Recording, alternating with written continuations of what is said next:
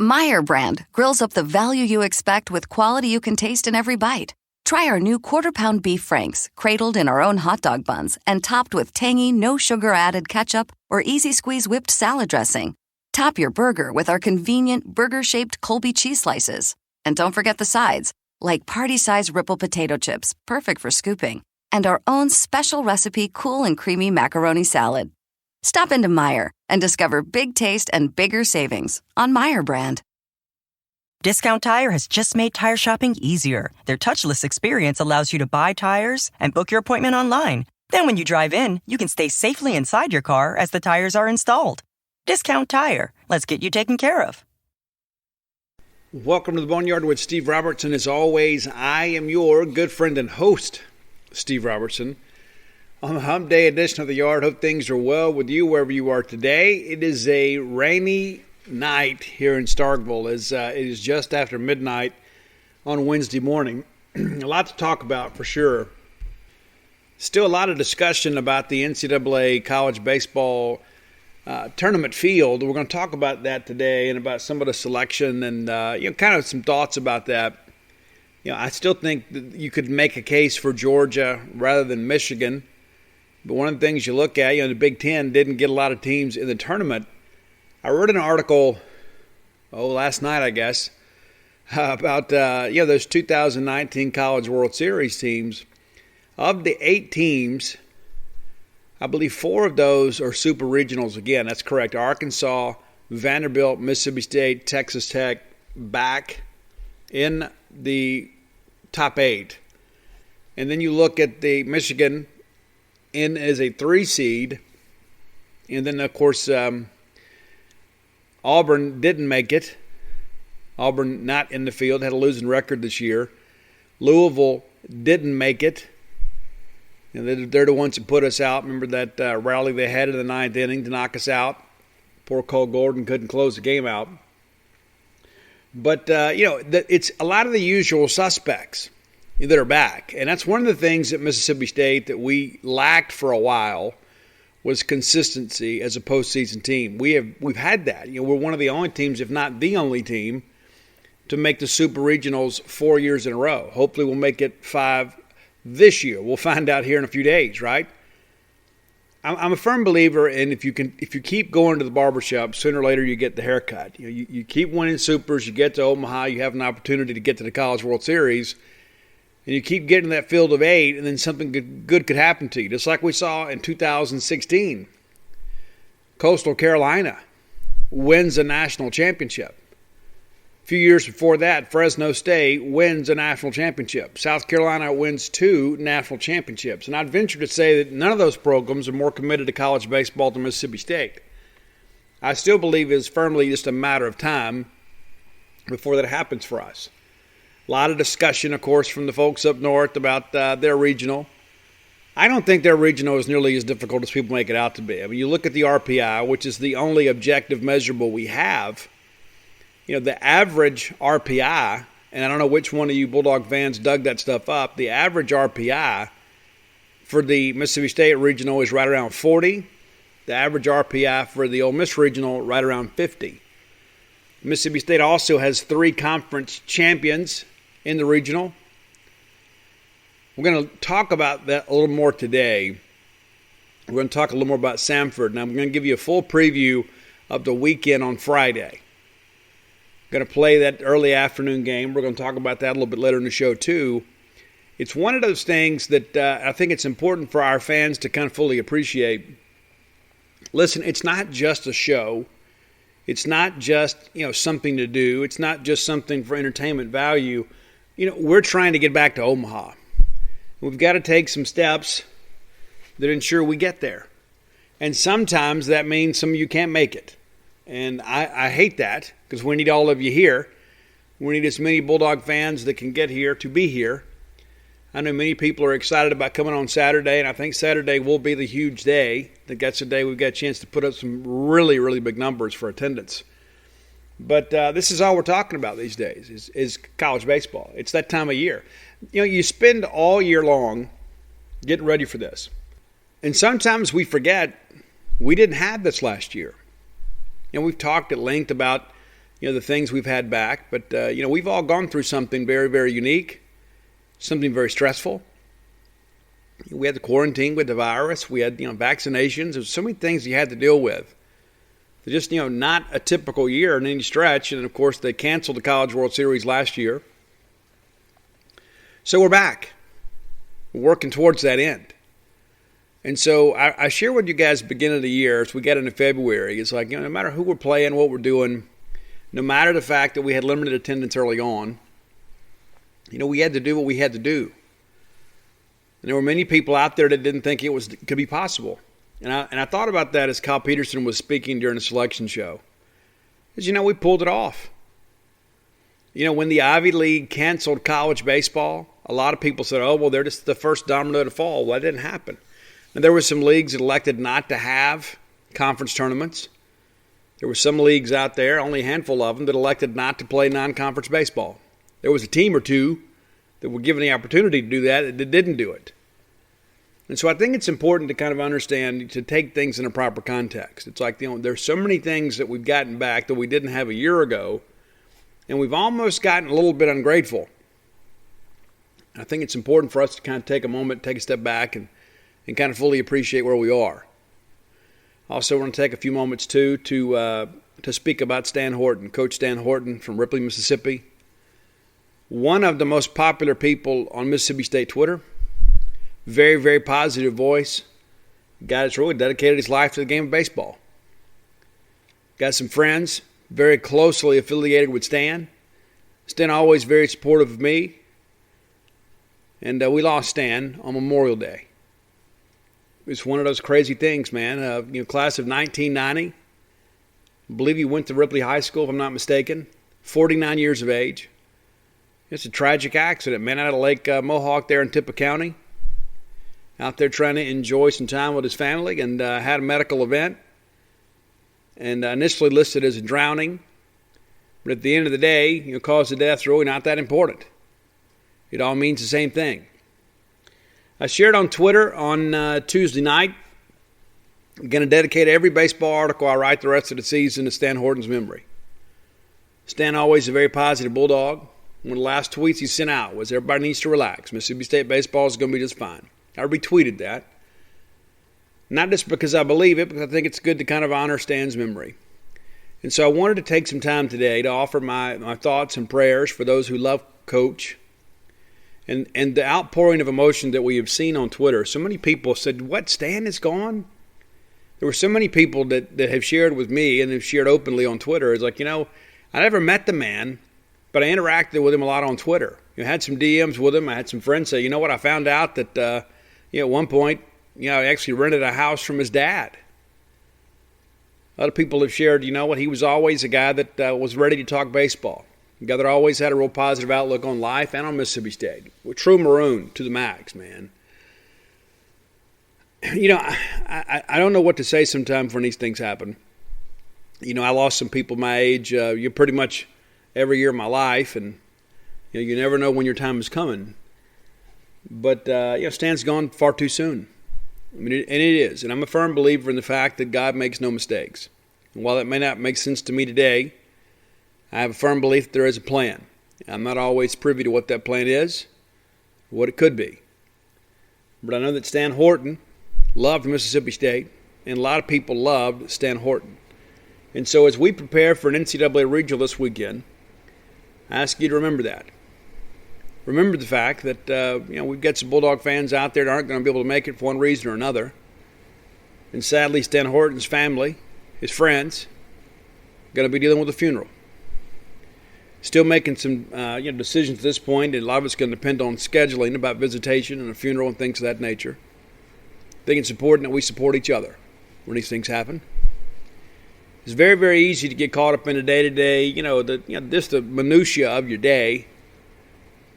And I think a man like Stan Horton needs to be recognized. I've had so many people that have reached out and says, man, I played for him. And others have said, my kids played for him. He was a guy that loved baseball. He was a guy that loved teaching the game of baseball. A guy that always wanted to share what he had learned to help other people get better at the game of baseball. Worked as an assistant coach. I understand he was a fantastic hitting coach. But I know this. I didn't get to play for Stan Horton, but all of my interactions with him on social media were very, very positive. Always a guy that seemed to have a good disposition in life. It's one of those things you think about sometimes and you wonder, why do people like that have to pass so young? I'm sure that's a question many people in his family and his circle of friends asking themselves today. So again, I ask you, if you are of the praying kind, please offer up some prayers for Stan Horton's family. He leaves behind a wife and a couple of young children. Very grateful for our Mississippi State family. And it's been one of those things, too, that I found myself sometimes, the emotions kind of tugging at my heart when I see people say, you know what, I can't believe he's gone. And so many people that never really had a chance to interact with him personally. But the way he carried himself on social media, he was a bit of a Mississippi State hero. There's so many people that followed him just because of his love for Mississippi State. I think there's an example to be set there. There's an example for us to appreciate. The fact that a man that didn't meet so many of us had such a profound impact on us because of how he carried himself on social media, which at times is a bit of a cesspool. A lot of people go out there and they get a little keyboard courage and they say things they wouldn't ordinarily say to somebody's face. Well, you could never accuse Stan Horton of that. You never could. And so, Stan, put in a good word for the Bulldogs, if you will, since you're a little more closely affiliated with those that affect such decisions. And may you rest in peace. Bulldog Burger Company, longtime sponsors of this show. Love Bulldog Burger Company, love the people, love the brand, and I love the experience you guys share with me. There's so many of you that say, hey, you know what, Steve, I'd never been to Bulldog Burger Company, and so I started hearing about it on your show. I went, we love it. It is now a regular stop for us. The Ridgeland location now open. They're on Lake Harbor Drive. Already beginning to get some people sending me pictures saying, you know what, Steve, we went in there and we had a great time. Be a little patient with them. Okay, it's still new. We've got a lot of people there that are still in the process of being trained. And grand openings are always so difficult for everybody. But listen, the folks with Bulldog Burger Company, they know how to feed people. Now 3 great locations to serve you. And I love it, man. I do. I absolutely love it. We had the first one here on University Drive in Stark, Vegas. They expanded to Tupelo, and then many other people in the restaurant industry are having to downsize. Your friends at Bulldog Burger Company are expanding their enterprise. Now open in Ridgeland. Now officially open in Ridgeland. They will be dinner only this week. Then it'll be lunch and dinner kind of moving forward. Just kind of go work some dinner, kind of get some things worked out, get the kinks worked out, and be ready to roll. Ian Feud, the manager down there, former manager here in Stark, will do a great job for you. Go by, have the spring rolls. Find your own favorites. Have the pimentology add bacon for me.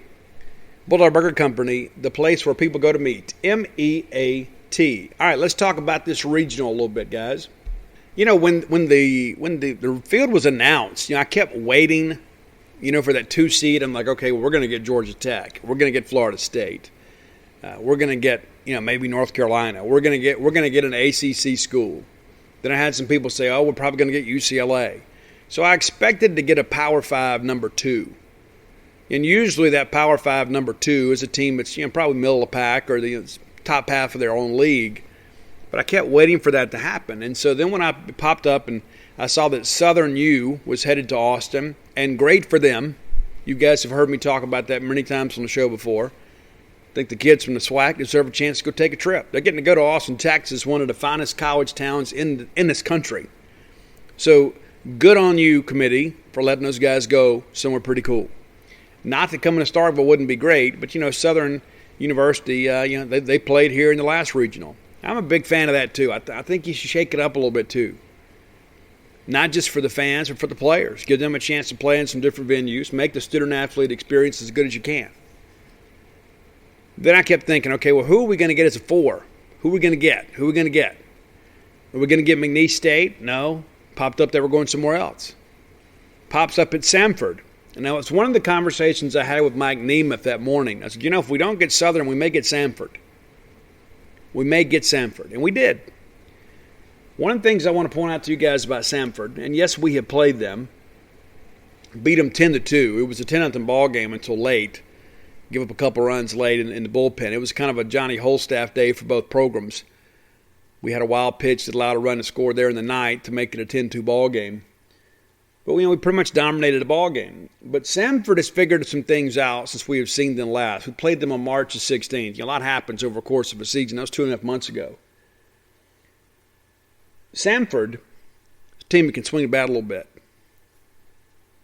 One of the things I want to share with you guys, too, about this regional, again, there's all of these casual fans of college baseball that have these very strong opinions. I'm going to encourage you not to listen to that. Because these teams that we're going to play this weekend, go ahead and prepare yourself. These games are probably going to be a lot closer than you anticipate. I know some other people will kind of gas you up a little bit and say, State's going to run through that thing. Guys, we're not getting the Louisiana School of Math and Science in here. And I know some people think I'm beating up on them. God bless those kids in Natchitoches. But, we've got 3 teams that are accustomed to winning. One of them won the regular season championship. That's Campbell. They won the Big South Conference. And then, of course, Samford wins the SoCon tournament. VCU wins the Atlantic 10 tournament. They've won 21 games in a row. So we're going to see some teams that know what it takes to win ball games. Now, have they seen talent of our level very often? No, they haven't, with the exception of Samford. I told you guys earlier in the week they played, 5 SEC teams, played Florida, Alabama, Auburn, Texas A&M, Mississippi State. So they're not going to be intimidated to line up and play against the Bulldogs. But here's some things. I did some work before we got together here. Runs scored, okay? Runs scored. Samford, 15th in the country in runs scored. 15th. 414 runs. 15th in the country. You said, man, Steve, that's pretty good. It is. Well, how about VCU? Virginia Commonwealth, 9th in the country in runs scored with 429. Campbell, you ask. Yeah, 5th in the country, 442 runs scored. So these are teams that are used to scoring games. Pitching, maybe not so much a strong suit. But these are guys that are going to swing the bat. And to kind of give you some context, Arkansas, that everybody's so scared of, they were 10th in the country in runs scored, 428. So 2 of the 3 teams that we're going to see this weekend scored more runs than Arkansas, the overall number 1 seed in the NCAA field. And granted, Arkansas did it against a higher quality of competition. I'm not going to sit here and diminish their accomplishment. I just think it's important to kind of look at these numbers and realize these are not cakewalk games. This is not a cupcake regional. I don't care what any of the national pundits say. It's not. We're going to have to go out and play well. We can't just show up and go through the motions, or we'll have a Missouri-type weekend, and we'll be at home next weekend talking about what could have been. Talk about home runs? We could do that too. We've hit 60 home runs this year. Samford has hit 64. That's 34th in the country. Just ahead of them at 33 is Campbell. They've hit 65 home runs. So we're bringing in a couple teams that have hit more home runs than us and that are among the nation's leaders in runs scored. We're going to have to play well. It's not going to be just as simple as us showing up and all of a sudden that the M over S intimidates people. The crowds might. None of these teams have played in front of crowds that they're going to see. Even when Samford came in here, it's a Tuesday night game. It's going to be different. You guys make a difference. You really do. The Dude effect, as they call it. A lot of question right now, who are we going to start? A lot of people say, well, let's just keep Christian Mcleod on schedule. Let's throw him. I'm going to be honest with you. I don't know that I support that move. Not that Chris Lemonis is going to call me and ask for any support, but I don't know that I would go with that decision. I also wouldn't trot Houston Harding out there. If memory serves me correctly, Houston Harding went 3 1/3 inning, allowed 4 hits, no runs, had a couple strikeouts. I believe he had 3 ground ball outs and 5 flyouts. I think that's right. I think that's exactly how it went down. 3 ground outs, 5 flyouts, 2 strikeouts. But one of the reasons that I wouldn't trot him out there is they've already seen him. What makes Houston Harding so great is, the scouting report on him, no matter how many times you read it and you hear about it, until you've stepped into the box and you have seen his changeup be delivered with the same arm speed as his fastball, you can't appreciate how good the changeup is. Well, these guys have already seen it. And he only went through the order one time, just one hitter over, the order, one time through.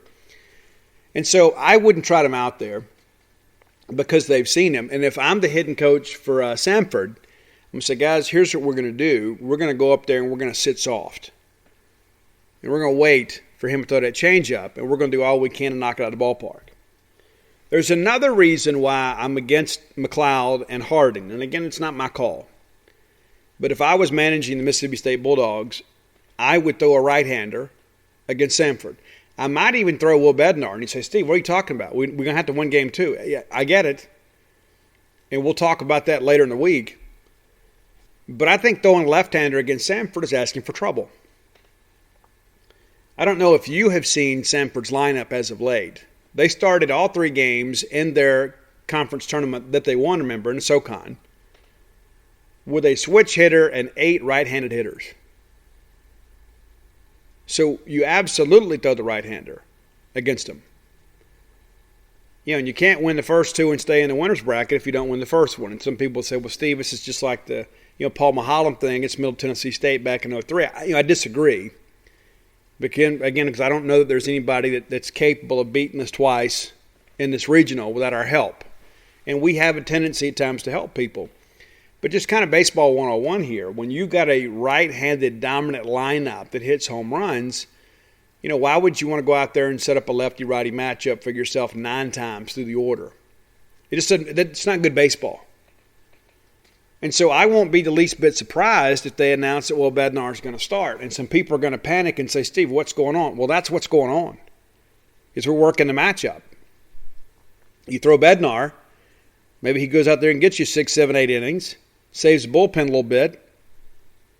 You get into Saturday, and then maybe you've got a little more even distribution of hitters. I know Campbell has a couple left-handers in their order, assuming they win.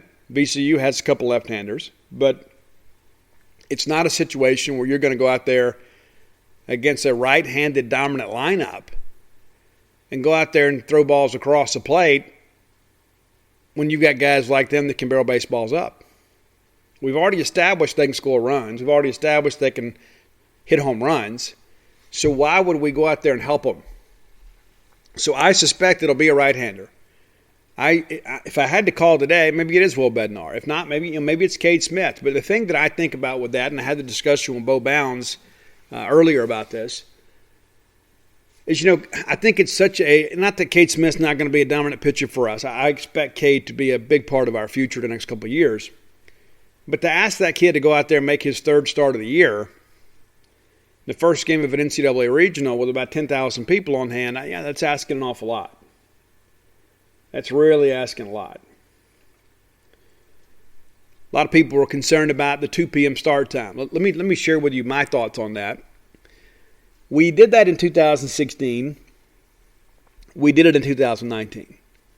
There is also some rain expected in the area. So let's say we go out there and play 2 o'clock on Friday, and then the rains come in, and all of a sudden you have rain delays, and you push games back, and the next thing you know, it's an 8, 9 o'clock start, and you finish the game around midnight. By the time you get everybody showered, get them fed, and get back to the hotel, it's 1:30. You got to get in the bed, and you got to get up in the morning to do a scouting report on your next opponent, and you're playing a ball game 2 o'clock. So basically 12 hours later, you're going to play 2 games in 24 hours. Well, if you're the guy that loses Friday night, your NCAA regional could be over very, very quickly. And so I like playing first because of the fact it makes you the more well-rested team, win or lose. But I think also, too, is that it puts your potential opponent in a very negative situation should there be any delays, whether it be extra innings, whether it be rain delays or anything of that nature. Somebody is going to lose that ball game on Friday night and turn right back around and have to play on limited rest. That's just how I would handle it. Now, you may go ahead and send your pitcher, your starting pitcher for Saturday to the hotel, let him go ahead and get rested up. But the rest of those guys are going to get up and grind. You can say, well, Steve, they're college kids. There's so many limits that you have as a human being, no matter your age. Not to mention there's a little wear and tear on everybody this late in the year. And so it makes perfect sense to me. And listen, I get that it impacts our crowd. It does, because there are a lot of you that can't get here at 2 o'clock on a Friday. I would submit we've probably known this was coming for a few months. So I hope many of you planned ahead and maybe you asked for this day off so you can be here with the family to support the Bulldogs. But for some of you, I know it's impossible. But I think when you begin to weigh the benefits of playing early, because if you play late, you're basically doing it for your crowd. And listen, it is a spectator sport. We want the big crowds there, but not at the expense of losing a ball game. You say, well, Steve, we're going to beat Samford either way. At this point, I think Mississippi State baseball has kind of shown we can't take anybody for granted.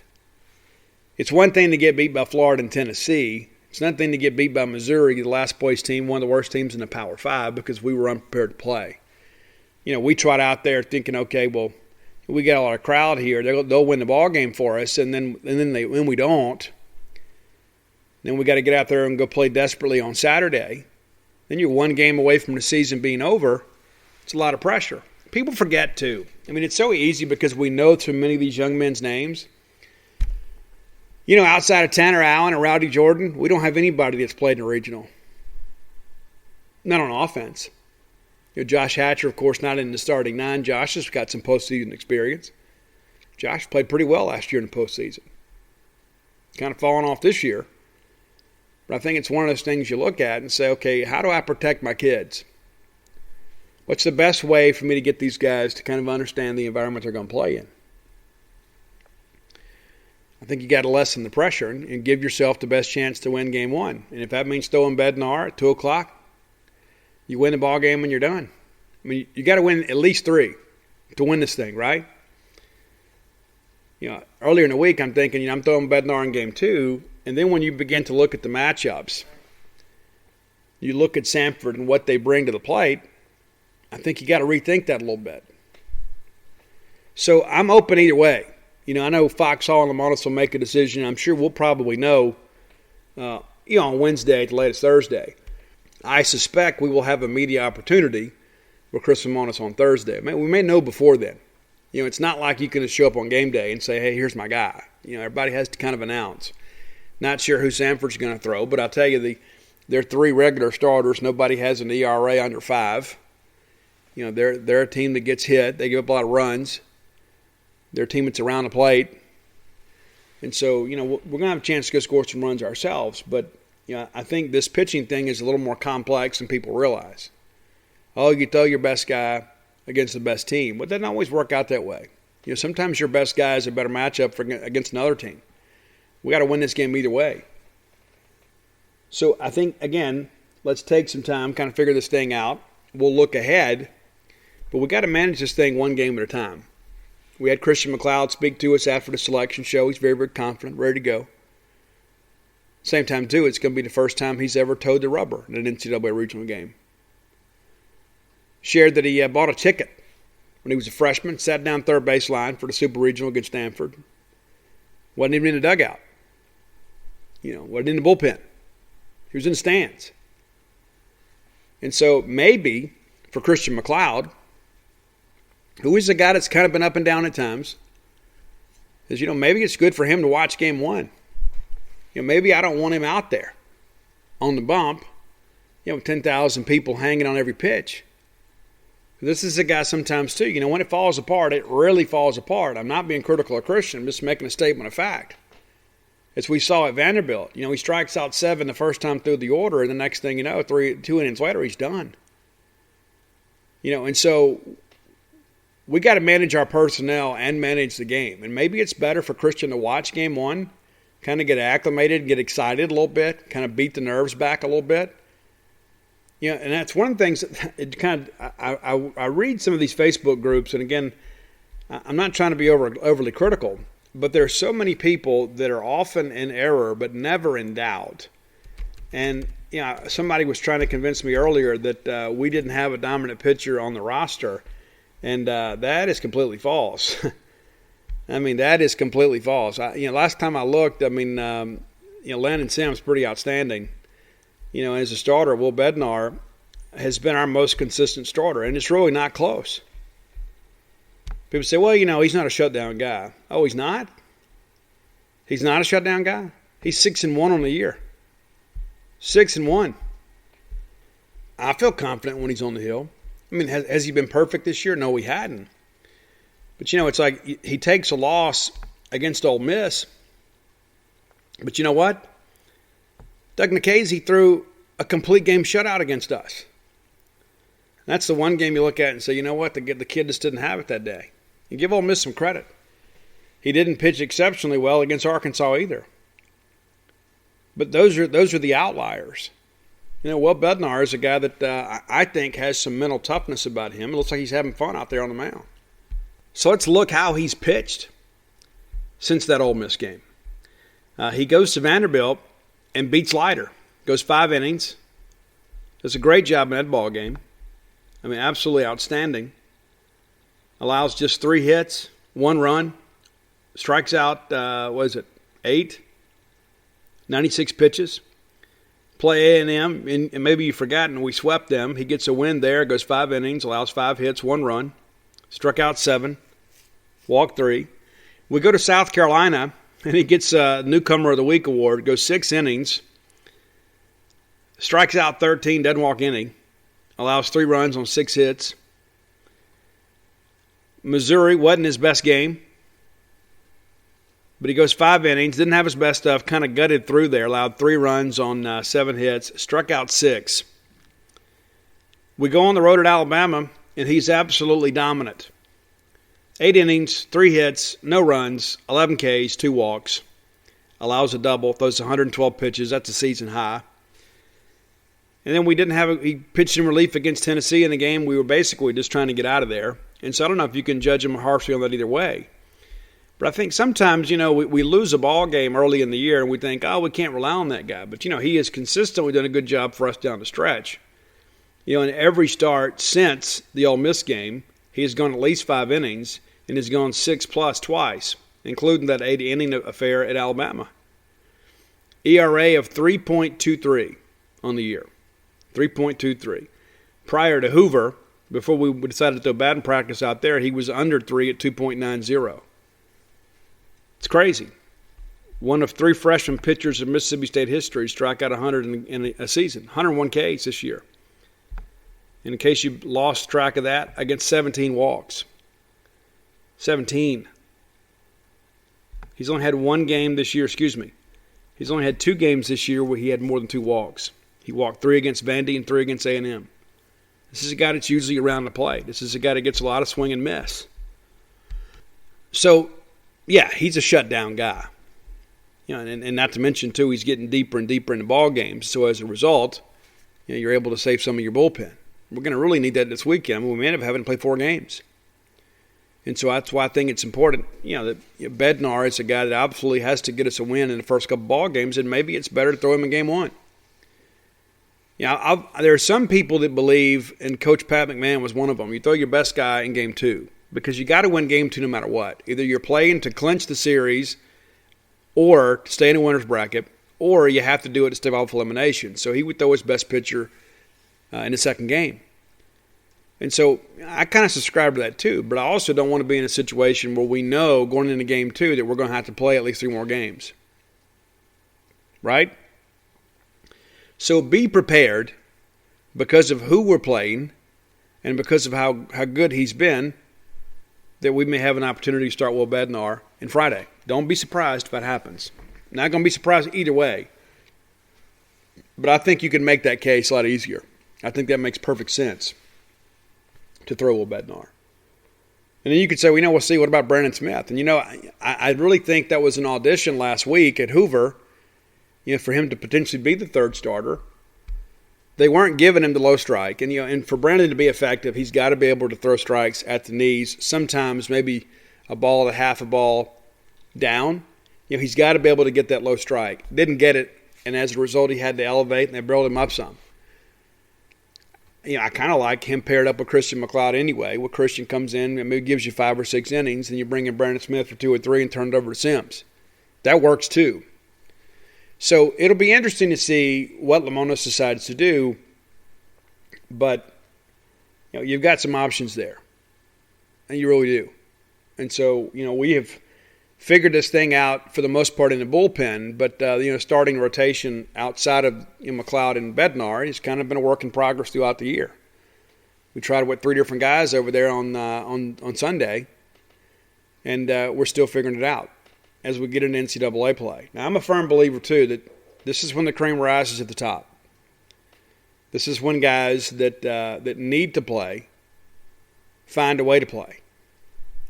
These are guys that when they get an opportunity to get in the lineup, whether they be hitters or pitchers or whatever, that they bring their best efforts. And so somebody will need to step up. And every year there's always somebody. There's always that one pitcher. You go back and look how well Peyton Plumley pitched for us in 2019. I go back to that 2017 regional at Southern Miss, and Jacob Billingsley does a complete game to save the bullpen in an elimination game. It was absolutely outstanding effort. Zach Houston kind of found it in the SEC tournament back in 2016, and which is absolutely phenomenal in Game 3, the regional final. So there's always somebody that steps up. And so I'm going to be curious to see who it's going to be for Mississippi State. But sometimes it's somebody that kind of comes out of nowhere. Sometimes it's a guy that maybe you've given up on. Maybe a guy you're thinking, I don't really trust this guy. Next thing you know, he runs a few innings together, and you start feeling good about life. And so I'm eager to see who that's going to be. Who's going to be that alpha? And it's one of the things about this team at times that has kind of frustrated me, and I'm sure it's been the same for the coaching staff, is you've got some guys at the top of the food chain, like Tanner Allen, Rowdy Jordan, but I don't think there's enough of them. When I go back and I think about that 16 team, Jack Kruger, right, Nate Lowe, Brent Rooker, and Brent at that point would still just kind of finding himself. Jake Mangum, of course, was a freshman, but when you look through that lineup, I mean, even Gavin Collins, even though he was forced to go play over third, these guys, they had some dog in them. There was some mental toughness about those guys. You go back 2019, Ethan Small was a guy that had some dog in him. You still had Mangum around. You had Foscue. Foscue definitely has some dog in him. Westberg, too. And so we're getting a lot out of this group, but I think there's more there. But I really wish at times we had a little more hunter-gatherer mentality in us.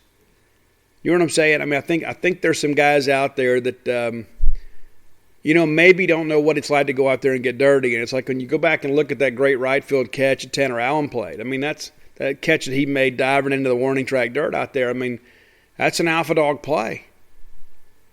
And you need more of that. I think you got some guys that can develop into that, but now it's time for them to show it. Now it's time for, the Kellum Clarks of the world, who I think is going to be a star for us. It's time to really turn the light on now. He had a great weekend at South Carolina. Had a couple of hits at Alabama. This is a guy, too, that it's almost like going out and signing a free agent. He's finally healthy and kind of getting going. Needs some ABs. But I really wish, we had that pack of dogs. You know what I'm saying? I haven't seen it yet. We have some guys out there that can really play.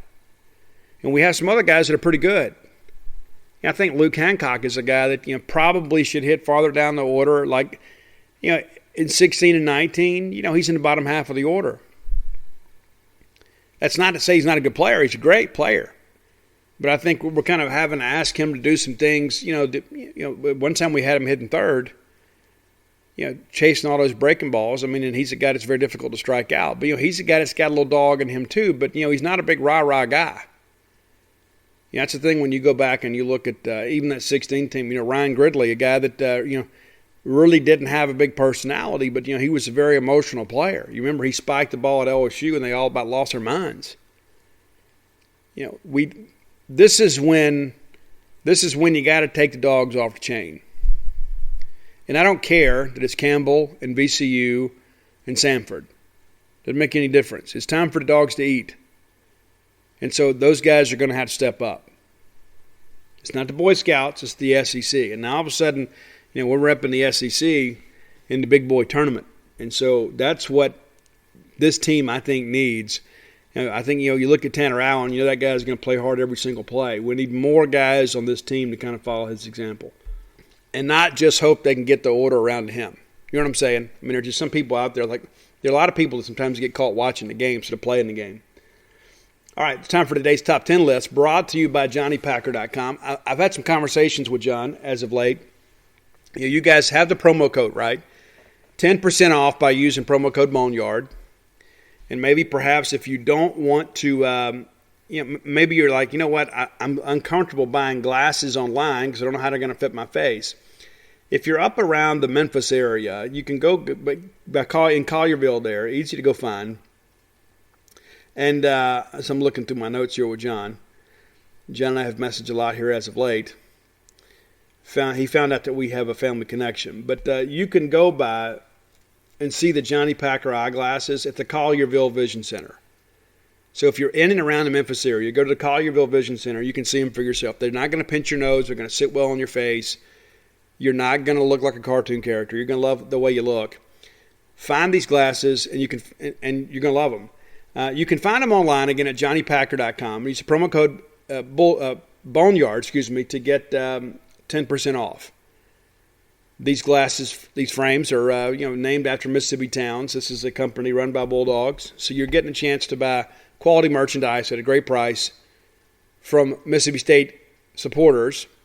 And then a portion of your purchase goes directly to the Cystic Fibrosis Foundation. It's a win-win-win.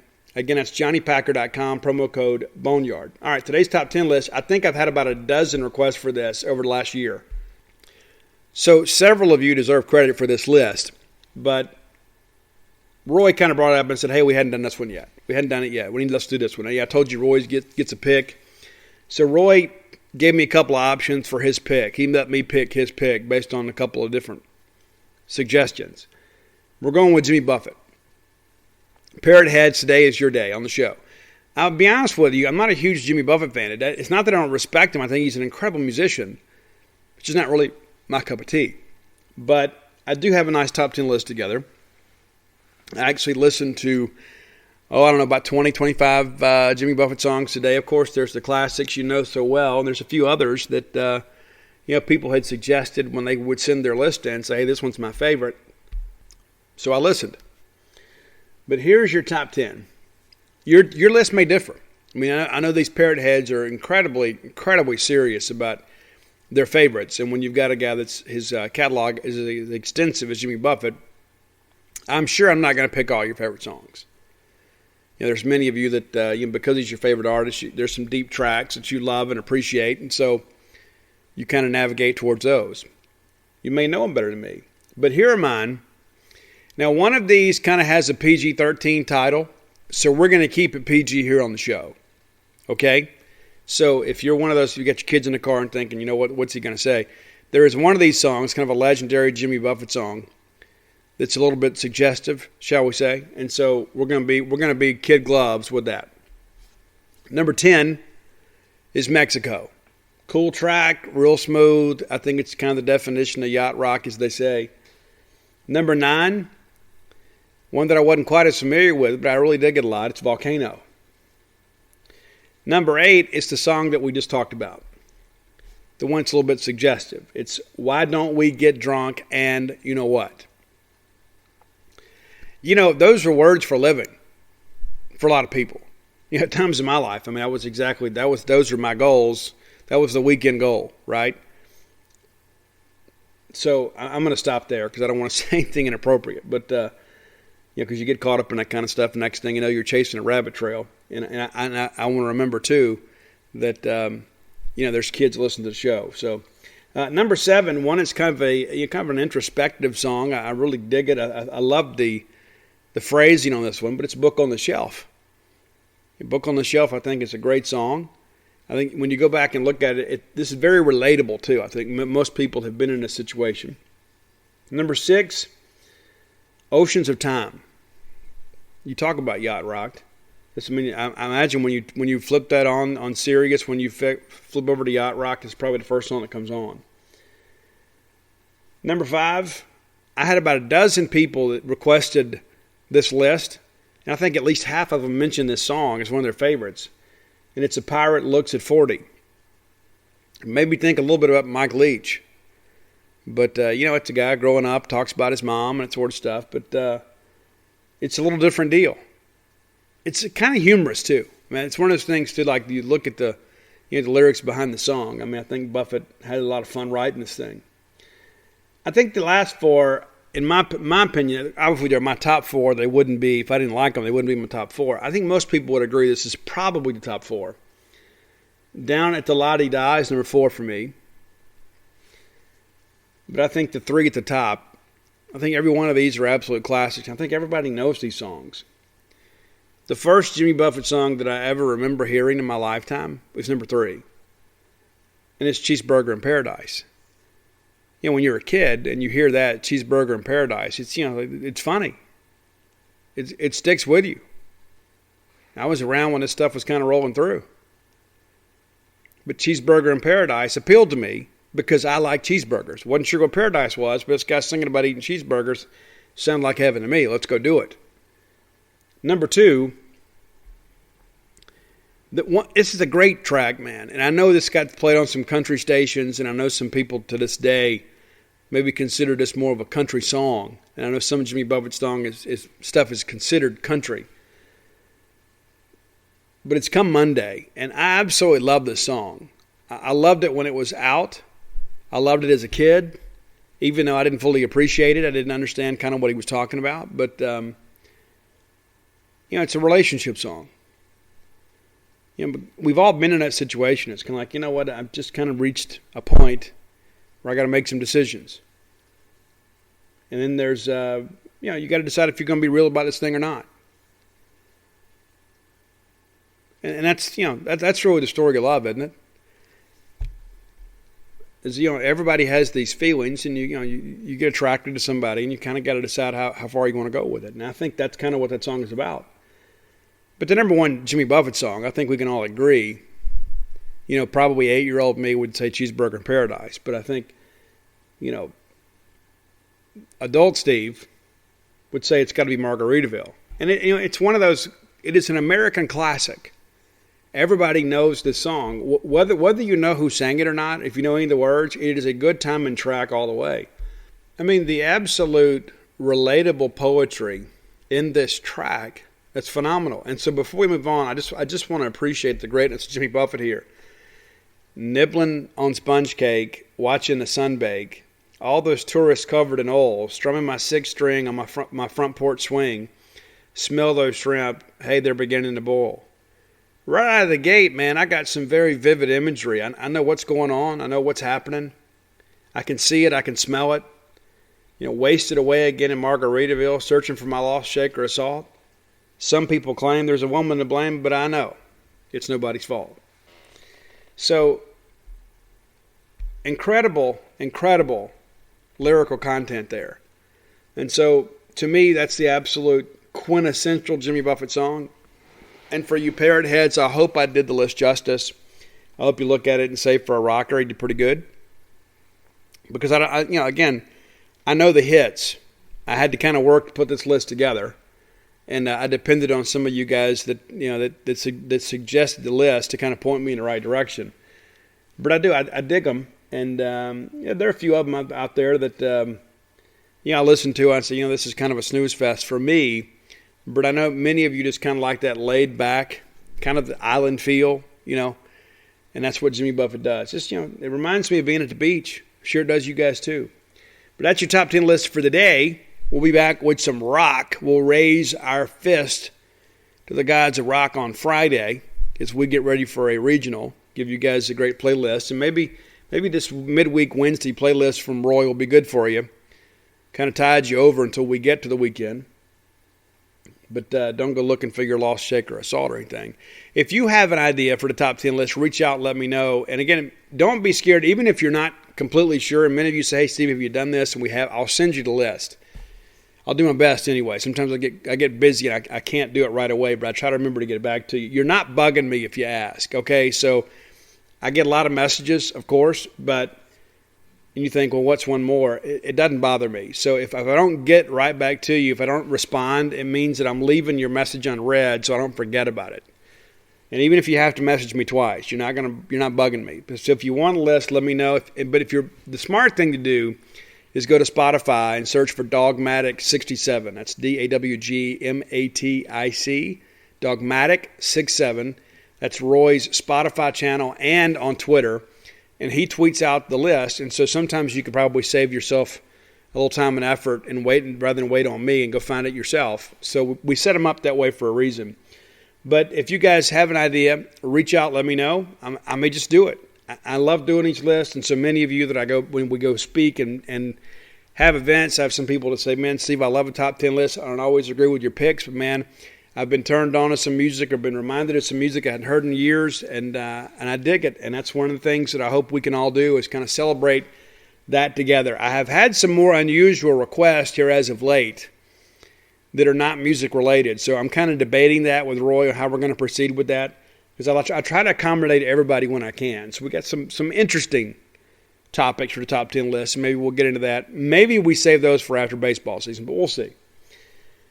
Next segment of the show brought to you by Campus Bookmart. Standing man, Miss Kathy Brown, the lovely, talented Susie. And oh my goodness, she is so incredible. I love Susie to death. She's so fun. Go by, check them out. And if you can't make it to town, let me encourage you to shop online at campusbookmart.net. And by being a loyal Boneyard listener, we'll give you a phrase that pays. It's BSR, which stands for Beautiful Steve Robertson. And you need to order your regional shirts, whether you attend the regional or not. Be happy we got them. Rep them. They're great looking. You can go look online right now at campusbookmart.net and say, you know what, I need that shirt in my life. You'll be glad you did. You'll absolutely be glad you did. And you guys know, I'm a big proponent of Campus Bookmart. They treat me like family. They'll treat you like family. It's as simple as that. Outfit the family today in the latest maroon and white fashions at campusbookmart.net. And remember, promo code BSR to save the shipping on all orders over $50. Let's talk a little basketball. Coach Ben Howland and his staff recently added 2 more signees to the class. As you guys are well aware, State's done a great job working the NCAA transfer portal. That has worked out well for us. We pick up Rocket Watts, point guard out of Michigan State. Phenomenal player, originally from Detroit, Michigan. Kind of hitting the highlights here. 6'2" guard from Detroit. Had 460 points, 121 assists through 2 seasons at Michigan State. He was a Big Ten all-freshman team selection. Closed out his freshman year with 10 points or more in 5 of the last 7 games. A guy, too, that I think will allow us some versatility because you can put Molinar over at the 2 and also to give him a chance to run the point as necessary. But Watt's a big-time player at high school, man. He was in the ESPN Top 100 rank as a 33rd player nationally for the 2019 class. Went to prep school and just did a great job. And so all of a sudden, you've got another legitimate option at point guard. And this is a guy, too, that can shoot from outside. He's not the TJ Honore point guard. And if you've been around it for 24 hours, you know what I mean. TJ was a pass-first guy. He could score, but he was really more of a facilitator than a guy that would create his own shot. Rocket Watts can facilitate and create, and he's a guy that can shoot from outside. So he gives you, again, another option offensively. We don't need him to go out there and just be the pass-first guy. Shaquille Moore signs, and that's the last player in the class. I mean, and again, what a tremendous class it is. This is an NC State transfer, another Power 5 guy. Where this is not like we're going and getting guys from Elon. Are we getting some backup from Alabama State or something? I mean, these are guys that are coming in from Power 5 programs that have played some significant minutes. You want to talk about turning things around, you get some guys like this in here, all of a sudden you feel really good about life. Shaquille Moore, 6'1" guard from Greensboro, North Carolina, 6.8 points per game, 2.5 rebounds, 1.7 assists, and then led the team in steals with 1.4 per game. Played in 25 games as a freshman there at NC State. A guy that had multiple steals in 11 games. A 4-star recruit nationally and another top 150 guy. That's the thing you begin to look at. These are not just guys that were developmental guys. These are guys that had a lot of options out of high school, have come in here and did a really good job. We're already going to bring back a pretty good lineup as it is. Obviously, Abdul Ado has moved on. There was talk he was going to go play pro basketball. He elects to go in the transfer portal. And then DJ Stewart's going to stay in the draft. And so you've got some other pieces to work with. Derek Fountain, a bit of a role player last year. I think that'll be the case this year. But you bring back Iverson, Molinar, and Tolu Smith, and you start thinking, okay, we've got some guys to kind of work around them. I like this roster, and I like what Ben Howland has done. And I think there is a lot of room for optimism. Now it's his job as a coach to get these guys to build some rapport and some on-the-court chemistry. They're here now. And so, it's not just as simple as, okay, well, we've got these guys and it's kind of a hope and a promise. These guys are now on campus. They're getting ready to go through summer workouts and going to have an opportunity to get together and play. And it's a chance to kind of come together as a team. And that's the thing, if you've been around the team, what you are, we have a chance to talk with them, obviously over Zoom and stuff. But, we've got some guys, I think, that are going to be good teammates. They're going to welcome these guys because, listen, Iverson Molinar wants to win. Tolu Smith wants to win. Javian Davis wants to win. So all of a sudden you bring in some other guys, and of course Tolu and those guys have transferred before, so they understand what that means to be the new guy. So they're going to be a little more open-armed about this. And of course all these guys are eligible to play this year because the one-time transfer rule was passed, so they're not going to have to sit. They're going to be able to come in and contribute right away. So this is a really important summer for Mississippi State men's basketball. But on paper, I love our team. I don't just like our team. I love our team. And I'm interested to see what Ben Howland can do with him. Listen, we all know the deal. Ben needs a big year.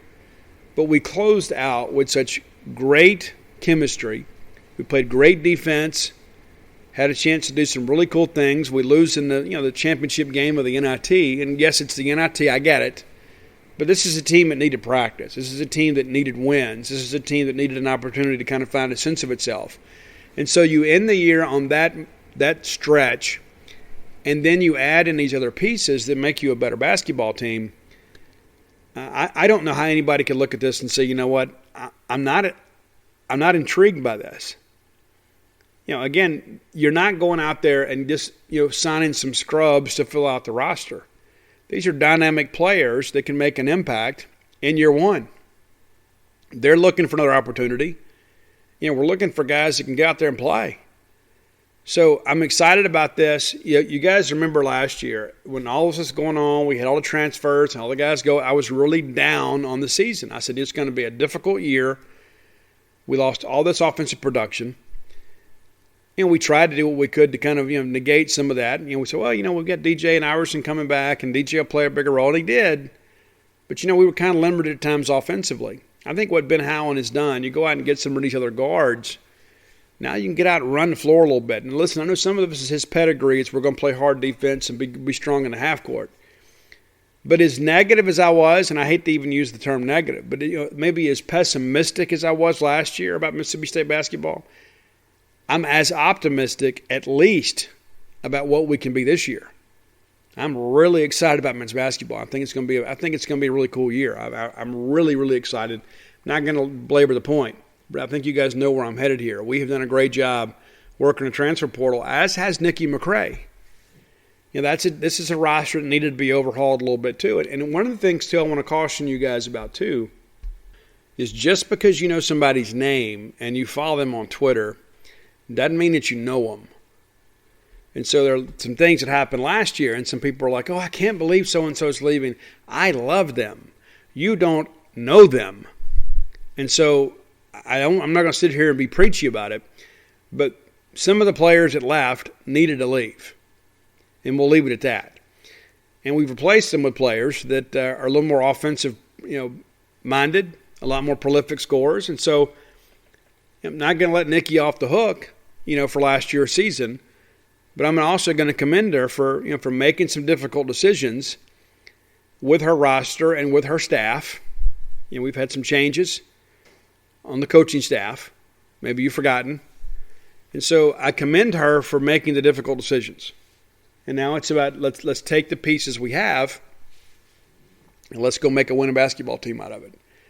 When we were a winning team last year, we should have won a lot more ball games. I think we all know that. But I think there were a lot of things working against us, and so we'll see what happens this year. But I think Nikki McCray and Ben Howland both have done enough in this offseason to kind of make you take pause and say, you know what, okay, maybe we got a chance to be better next year. I think that's probably a given at this point. I think everybody would probably admit, we probably have done some things in the offseason that we weren't expecting. And I give Paul Jones and Robbie Falk a lot of credit. Of course, those guys work with us over at Gene's page. They were on top of it. I mean, there was absolutely never anything unexpected. I mean, it was like nothing ever came out of left field. And so great job by those guys to kind of work the scoops. If you're not a subscriber, I would encourage you to go ahead and join today. You can get a 60% off an annual subscription right now. It's a great value. Go check it out today over at genespage.com. I know many of you have thought about, what, Steve, one day I'd like to live in Starkville. One day I'd like to move back to Starkville. Well, the man and the plan that can help you with that is Brooks Bryan. Former Diamond Dog outfielder Brooks Bryan, my friend, your friend, everybody's friend, one of the developers of this great new residential development here in Starkville, Portico. Very easy to get to. You come off 82 onto 12 like you're going to campus. The very first right. That's Pat Station Road, turns into Garrett Road. Next thing you know, you're at Portico. Great new residential development there. Well, listen, there's 2 houses left in phase 1. Then there's phase 2. They're getting all that dirt work done and kind of getting roads built and that sort of stuff. And so there's more houses that are going to kind of outfit that place, 51 in all. Going to have that great walking trail. Going to have great neighbors. Going to have a great proximity to campus, easy access to 25, 82, all the major highways in Starkville. You're going to be glad you went by there and checked it out. And many of you have said, you know what, one day I want to do it. Today's the day. I mean, go at the very least, do some due diligence. And listen, I don't know who you are in your relationship. I don't know if you're the decision maker. I don't know if you're the one that has to do all the work and not for the other person to say no. But listen, you owe it to yourself to get on the phone with Brooks, get some information about Portico, get some information about moving to Starkville, and then when you go speak to your other person, your other partner, and say, hey, I've already done the research, and here's what it would cost, and here's what we're looking at, and here's the pictures on Zillow for you to look at our new house in Starkville. And all of a sudden they'll realize how serious you are about this, whether it be an investment property for you, your primary residence, or something you're just going to use, as a weekend getaway place. Portico is absolutely the way to go. Give Brooks a call today at 601-416-8075. Again, that's 601-416-8075. You'll be glad you did. And even for no other reason, just to kind of get a little bit of your due diligence done. To kind of whet the appetite a little bit. You know what I'm saying? And Brooks is going to have all the answers to all your questions. He absolutely will. Make Portico your next move. All right, let's talk a little more baseball before we get out of here, because I love talking about baseball. I know you guys do too. I'm very intrigued about some of the things that happened, in response to the NCAA tournament field being selected. I don't just mean State Ole Miss stuff. I'm interested about why things are the way they are. And I mentioned the Michigan thing earlier in the deal. It's just like when you look at how many SEC teams are in the field, a lot of people would say, well, you know what, there's a bias towards the SEC. Well, one of the things that I would point out to people is, we play baseball year-round down here. So our recruiting base, we're going to get some players. They're going to be a little more seasoned. We're going to get some guys with a lot more reps. What did Dan Mullen always say? You need to get about 10,000 reps, before you could really play in a ball game. Our kids get those 10,000 reps in the front yard before they're 10. And so it's a different brand of athlete. And I'm not saying there's not good ball players in the North. There are. But the SEC and the ACC in most years are going to dominate the field. Southern California, some of the Pac-12 schools, it's going to happen too. But there's just not a lot of northern teams that consistently have championship caliber teams. And so there's some SEC fatigue, and you hear it all the time. People say, they're biased against the SEC. Or they're biased for the SEC. We got 4 out of 8 in the top 8 national seed. And you can say, well, yeah, it's true. Well, look at what happened in Omaha in 2019. Remember that field? Auburn, Arkansas, Mississippi State, Vanderbilt. They didn't just give it to us. We all went. And we went to Omaha and we competed and we knocked each other out. We had 3 teams from the SEC in one bracket. You want to talk about bias? That's just kind of how it broke loose, right? Auburn, Vanderbilt, and State in the same bracket with Louisville. On the other side of things, you had Michigan and Texas Tech. A couple other, TCU, I guess, is over there. A couple others. But, you had all the SEC teams in one bracket because that's how brackets work. You don't get to Omaha and reseed the field. And that was the thing, too. We made it back in 2018. I loved how the Ole Miss people said they should reseed the field. Well, it's funny that you guys mentioned that. You've been one time in 50 years, and all of a sudden you're an expert on Omaha. But I digress. But I get a little tired of this national perception in every sport that the SEC is somehow catered to. The reason the SEC has so many teams in the field is because the SEC is the best. That's just a fact of life. I mean, one of the things I think is interesting, too, is, let's go back to that weekend in Texas, right? Remember, we almost didn't play. And I don't know if I told you guys back then, we kind of had an idea to play a deal to play Jacksonville State if things went poorly. If we couldn't have gotten to Texas, we would have played Jacksonville State, a 3-game series right here in Starkville. And I think if that had happened, we're not a national seed today. I think that's how important it was. You go up there and you get a win over Texas. You get a win over Texas Tech. 2 teams end up being top 8 national seed. Your one loss, TCU, another team ends up being a national seed. In fact, 5 of the 6 teams that were there in Arlington ended up being national seeds. And then the one that didn't, Ole Miss, still ends up being a host. And so we go out there and challenge and give the Big 12 some credit too. We're out there, hey, we're going to take 3 of our best teams and we're going to put it on the line the first weekend of the year before anybody's figured out their pitching rotation, before anybody's kind of settled their lineup. And we're going to go out there and play against some Omaha caliber teams. That has to be rewarded. When you're willing to go out there and compete at a high level, we could have very easily just said, we'll go play Jacksonville State. And listen, all due respect to the Gamecocks, we're just not going to get the same lift in our postseason resume by playing Jacksonville State. We were kind of sweating out this selection process late.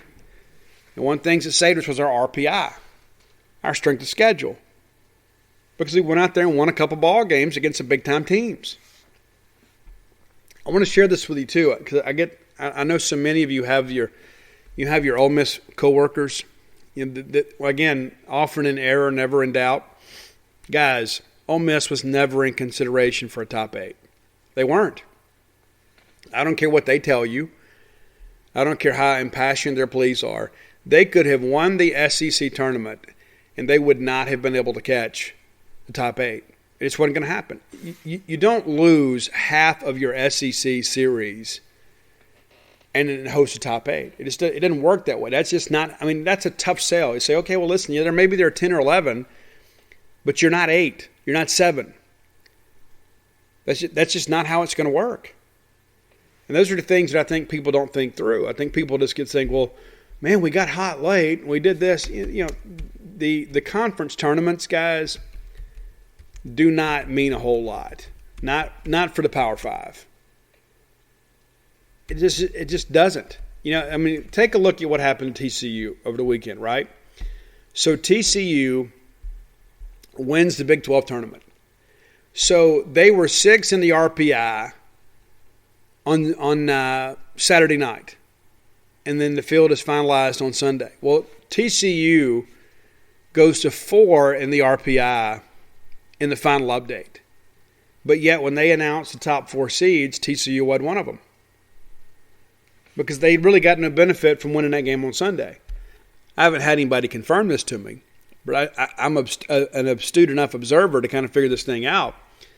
If TCU jumped 2 spots in the RPI and then still didn't move into the top 4, that tells me they got no benefit from winning on Sunday.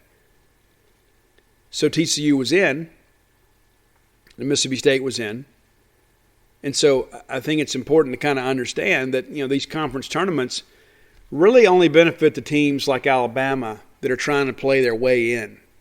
I think the hay is in the barn. If you're really in contention for a hosting side or a top 8 national seed, I think it's pretty much settled before the conference tournament gets there, with rare exception. And I think Alabama played their way into the field because they went out there and they beat Tennessee. And that's interesting, too. I had a discussion with a friend earlier about that. Alabama beats Tennessee, and then KP and Berkey and everybody on the ESPN broadcast, so Alabama's in. And then we get the selection show, and everybody's like, oh, Alabama got in? Well, wait a minute. You just said it on national television that they're in, and then you're surprised a little bit later. And I think that's what happened. People become prisoners of the moment, and they think, oh, well, I don't understand this. And so you would think the people that cover college baseball regularly would understand the process a little bit better. And so a little bit disappointed in the rhetoric that goes along with all that stuff. But, there's been a lot of discussion, too, about, the number one seed. How successful has the number one seed been in the College World Series? And a lot of people are saying, including myself, that Arkansas is clearly the team to beat in Omaha. They got to get there first, but you kind of understand my point here. Is like there's probably not anybody in the country that would say, "Hey, I'm going to bet against Arkansas." They've proven it. Win the SEC regular season championship. They win the SEC tournament for the first time in school history. And so it's been a special year for those guys, and they're number one in the tournament. But let's take a little trip down memory lane here in the time we have together. And let's just kind of talk about how that has fared, how the number one seed has fared. So the 2019 year, that Vanderbilt won it. Vanderbilt wins the national championship. Vanderbilt also not the number one seed that year. The number one seed in the tournament that year was UCLA. The 3 was Georgia Tech. The 4 was Georgia. So only one of the top 4 national seeds made it to Omaha, and number one didn't. Again, just kind of some food for thought there. Because we still got to go play the games. You know what I'm saying? We're not going to simulate them. We're going to actually go play them. And anything can happen. Absolutely anything can happen. Let's look at 2018. Your top 8 national seeds: Florida, Stanford, Oregon State, Ole Miss, Arkansas, North Carolina, Florida State, Georgia. Well, guess what? 4 of them didn't make it to Omaha. Stanford, Ole Miss, Florida State, and Georgia. Well, you knew, of course, Ole Miss didn't make it. I mean, who are we kidding here? We get into Omaha, and, again, everybody's all excited and ready to go. And it ends up being Oregon State winning it. Arkansas upsets Florida in their bracket, and Oregon State wins a national championship. So, again, the 1 seed doesn't win the tournament. They make it to Omaha, but they don't win. They get upset in their bracket. They don't even play for the national championship. 2017, remember, that was a pretty good year for us. We got hot late, even though we had about 10 pitchers. Oregon State's year 1. North Carolina, year 2, Florida's 3, LSU 4, Texas Tech 5, TCU 6, Louisville 7, Stanford 8. 5 of the 8 make it to Omaha. 5 of the 8. Your national champion that year? Florida Gators. The Florida Gators. The number 1 seed was Oregon State. They make it to Omaha. They don't even play for a national championship. Let's go back to 2016, even though that year is still fresh in our minds, because it's one of those years we look at and say, you know what? We had a great chance to win it. We probably should have won it. We didn't even make it to Omaha. We get upset by Arizona. I just go back and I think, poor Ryan Rigby. The guy had been dynamite for us, leaves the ball up, gives up a home run. We lose the game. If we'd come back on game 3, we still had, Zach Houston left to pitch. Arizona's out of pitching. Who knows what happens? But let's go back and look at that field. It was a wild field too. Those are the things I remember about that year. It's just seemed like there was like chaos. Florida's your number 1 seed. Louisville 2, Miami 3, A&M 4, Texas Tech 5, Mississippi State 6, Clemson 7, LSU 8. 3 of the 8 make it to Omaha. 3. And you may recall who won, right? Coastal Carolina over Florida? No. Coastal Carolina over Arizona, the team that we lost to, right? Crazy. It should have been us. I don't want to belabor the point too long. 2015, another great year in college baseball. We weren't a part of it, but another great year. Top 8 national seeds: UCLA, LSU, Louisville, Florida, Miami, Illinois, TCU, Missouri State. 4 of the 8 make it. Other 4 obviously sent home early. So that year, UVA, Virginia, wins their first national championship. They take down Vanderbilt. So again, the recent history would show that being the number 1 national seed, and all these people were absolutes. You know what I'm saying? There wasn't like any controversy. There were a lot of Arkansas teams. There were a lot of teams that had similar type years of what Arkansas is having right now, and then some things begin to not go their way. Let's go back just a couple more years, right? 2014. It's a good year for football, right? This is a wild year in the tournament. You had Oregon State, Florida, UVA, Indiana, Florida State, UL Lafayette, TCU, and LSU are your top 8. 6 of the 8 eliminated before they get to Omaha. Only 2 of the 8 make it to Omaha. You remember who won it that year? Vanderbilt. Vanderbilt beat Virginia. So at least UVA, a team that was a national seed, at least played for the championship. They lose. They bounce back next year and win. But, that was a pretty wild year. And at the beginning of the year, everybody's thinking, well, the tournament comes up and they seed them and say, okay, well, these 8, man, it's going to be a cakewalk to Omaha. Didn't work that way. Let's go back and look at 2013. Good year for us, right? Great year for baseball at Mississippi State. And this is, chaos is good for us as long as we're not in the middle of chaos, right? And that's what happened this year. 2013, number 1 seed North Carolina, 2 Vanderbilt, 3 Oregon State, 4 LSU, 5 Cal State Fullerton, 6 Virginia, 7 Florida State, 8 Oregon. 3 of the 8 make it to Omaha. And then the 2 teams that played for a national championship, UCLA and Mississippi State. Neither one of them top 8 national seeds. Neither. And remember, we were in a road regional that year. And so, I say all that to say this. Let's do one more year. I just because I'm curious. And again, it's a 4-for-4 year. It's 4 out of 4 versus 4. Top 8 national seeds: Florida, UCLA, Florida State, Baylor, Oregon, North Carolina, LSU, South Carolina. 4 of the 8 don't make it. 4 of the 8. So, and who wins it that year? Arizona beats South Carolina that year. Arizona, not a top 8 national seed. South Carolina, not a top 8 national seed. And so there are many of you right now, and I love you all dearly, but there are many of you that are saying, you know what, we don't have a prayer. Well, yes, we do, because there is a lot of baseball that has to be played between now and the end of this month.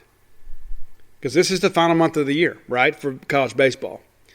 You never know what's going to happen. You look at Arkansas, too. I mean, they lose Peyton Plumley a couple of weeks ago. They had a guy leave the mound last week, with some arm trouble. And so you begin to kind of work through this thing and say, then Slauson has the bad ankle sprain. At some point that catches up. Does it catch up in the regional against Nebraska? Probably not. Does it happen in the super regional? Maybe.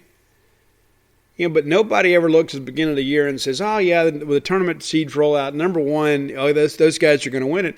Number 1 rarely wins. We just got to take care of our side of things. Right now, we can't think about Arkansas. We can't think about Omaha. And fortunately, we've got some guys on this team that have been to Omaha. They know the grind that it takes and how much pressure there is. And they can kind of lead these guys through it. But right now, our focus has got to be on Samford. Beating Samford. Finding a way to beat the Samford Bulldogs. And then hopefully find a way to get out of this regional. And then we'll see what happens next weekend. You never know who we're going to be playing. You don't know what's going to happen up there in that Notre Dame regional. And I look at that regional too, and I begin to think to myself, this is going to be a wild weekend in South Bend. I'm not a big Notre Dame proponent anyway, as you guys know. They got Central Michigan coming in there. Fire up chips. Love those guys, man. They've already played Notre Dame one time this year in a midweek game. Notre Dame wins.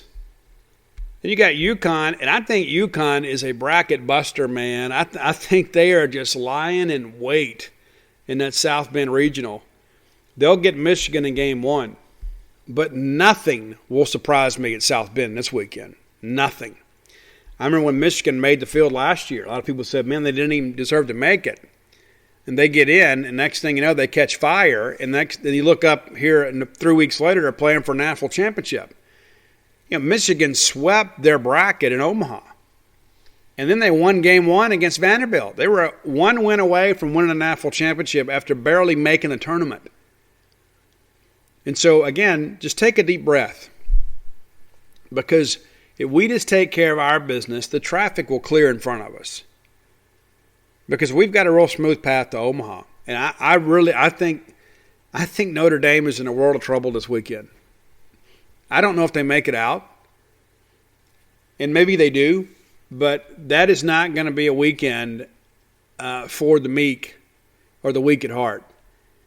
Because I think any of those teams could win. Central Michigan, yes. I think any of those teams could win that regional. And the fact that Michigan has been in this position before, because that's the narrative. You can say, hey, you know what, guys? All we need is a chance. Just give us a chance to get into the field, and then we'll figure it out. It's a new season. Well, they got exactly what they wanted. They're in. With what, an 88 RPI? They get in. Last team in, if I'm not mistaken. And so now all of a sudden there's all this relief. It's like, hey, we get to keep playing baseball. And we get Notre Dame, one of the more vulnerable 1 seeds, probably one of the most overrated teams in the country, at their place. I dig it, man. I do. So all Mississippi State needs to do is focus on winning this weekend, and then next weekend will take care of itself. Who we play, we don't have any control over any of that. And then you never know who we're going to get, and then we'll worry about next weekend when we get there. But if we win this weekend and win next weekend, we're making plans to go to Omaha, Nebraska, folks, for the 3rd time in a row. And history has shown us that more times than not, half of the top 8 national seeds don't make it to Omaha. So all this talk about, Arkansas and Vanderbilt's going to be on the same side of the bracket and Tennessee's going to be over there with Mississippi State, there are absolutely no guarantees any of that's going to happen. You got to go win some ball games, man. You got to win 5 or 6 the next 2 weekends to get there, and then you see what your draw is and you figure it out. I think Mississippi State's headed to Omaha. I really do. And it's one of those things, too, I look at and you get a little nervous about it because, you want it so bad. You want it so bad. And you think, you know what, let me just get through this weekend. Then there'll only be 16 teams left playing. And then we're 2 wins away from Omaha. And then we'll just kind of see how things break out. I'm excited. You should be. Hopefully you guys will be able to get tickets. I know that I guess chairbacks are already sold out. And you can get full session tickets, $60, and then $10 single game tickets. I know many of you are coming. Let me encourage you this. Please listen to me. And please spread the word on social media and with your friends or whatever, because there's so many people that are going to get victimized, okay?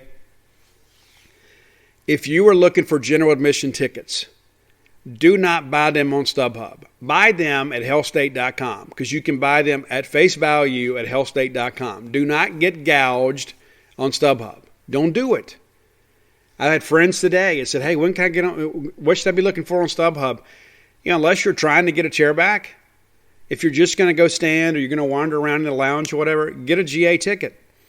But buy them through Mississippi State. Don't buy them through a third-party vendor. That's the first thing everybody says, well, let's get on StubHub.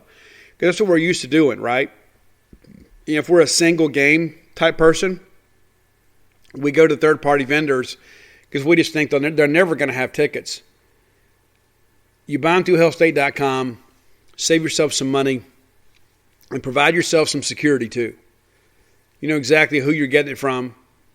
There's no possibility of a scammer. Now, I understand there's insurance on StubHub and places like that, but you can verify tickets through Mississippi State. And that way, too, if there's a problem, Mike Ritchie and the Mississippi State Ticket Office can help you. Because if you bought the tickets through Mississippi State is responsible if anything goes wrong. You buy them through a third-party vendor and something goes wrong, Mississippi State can't help you.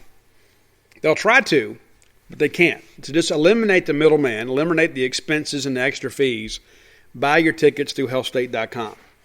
Okay, for those of you that don't know, the new book, Blooms of Oleander, comes out on Monday. You can order today. You can pre-order online at Amazon, Books A Million, Barnes & Noble. Or if you want a signed copy, you can contact Book Mart and Cafe in downtown Starkville. Matter of fact, while I was there today, I went and had lunch with my agent today, and just happened to pop in because we're going to have like a little celebration, a book release party downtown here in the next couple of weeks. So I went in to talk to Miss Carolyn Abadi about all that stuff. And while I'm there, they deliver the books. Now, they can't sell them until the release date, which is Monday. But I signed 200 copies for you guys at Book Mart and Cafe. And so if you just need a signed copy, they're there. That's the only place in the world they are. They're not signed copies on Amazon or Books A Million or Barnes & Noble. So if you don't care about that thing, then buy them through those vendors. But if you want a signed copy, you need to get them through Book Mart and Cafe. I'm not going to tour a lot for this book, so there's not going to be as many opportunities to come to book signings. And we'll do some things in the fall, of course, but we'll do all that stuff together. But I'm not going to be real busy, this summer. I'll do a few things, but I'm not going to get out and kill myself because I'm working on some other projects as well. And so I want to make sure that you guys are aware of that. Signed copies right now only available in paperback and hardback at Book Mart and Cafe in Starkville. You can check them out. Be glad you did. The sister store of Campus Book Mart, right? So they got a lot of same merchandise, same products, but you can go check those things out. Now, also, Lemuria Books in Jackson's going to carry it too, and I'm a big proponent of Lemuria Books. They probably have their books. Again, they can't sell them until June 7th, but they're going to have them. And I encourage you to support Mississippi's independent bookstores. But if you're not in Mississippi and you want to get the book, you can call any of these vendors or you can order online. But if you want your favorite bookstore to get the book, you just go in there and tell them, I want to get Blooms of Oleander by Steve Robertson. It's through Ingram Press. And they'll find it for you. And they can order it, and they'll get it shipped out to you right away. So go to your favorite bookstore in your town and order it, or just go order it on Amazon. I'm a big proponent of the independent bookstore. So if you want to make sure they get the business, if you got questions, reach out to me on social media. I'm happy to help. But I'm very excited about the project, and I didn't expect to be this excited about it, but I am. And it does something to you when you see your work in printed form. It really does. And so I'm excited about that. Again, if you are looking for Father's Day gifts, and many of you are, matter of fact, I had one of you is getting Stark Villains for Father's Day. I signed it today. I know that for a fact. I'm not going to tell you your name. You'll find out soon enough. But if you are looking to get, 2 Sundays from now? You still got time. Get your dad the gift of knowledge. Get personalized copies of Flim Flam, Stark Villains, and Alpha Dogs at alphadogsthebook.com. And maybe he has all that. Maybe it's time to outfit him in a Stark Villain shirt. He'll dig it because the Stark Villain stuff is really, really cool. Really excited about how that worked out. Go to starkvillains.com. You can order those today. Next time we get together, guys, we'll be previewing an NCAA regional. There is no college baseball to be played between now and then on the Division I level. And on Friday, I will preview the weekend. We'll get a little deeper into this thing. As I mentioned, about Samford having, a switch hitter and then 8 right-handers in their lineup. We'll get a little more technical, with the rest of that. We'll break down some numbers and kind of look at potential pitching matchups and all that sort of stuff and kind of break it down how we think the weekend's going to go. And so I'm excited about it. You guys should be too. Listen, we have a clear path to Omaha, and we need the Bulldogs to come through. If at all possible, please be here. Bring the kids. And listen, I understand it's a long day. I do. But the Bulldog family needs you to be here.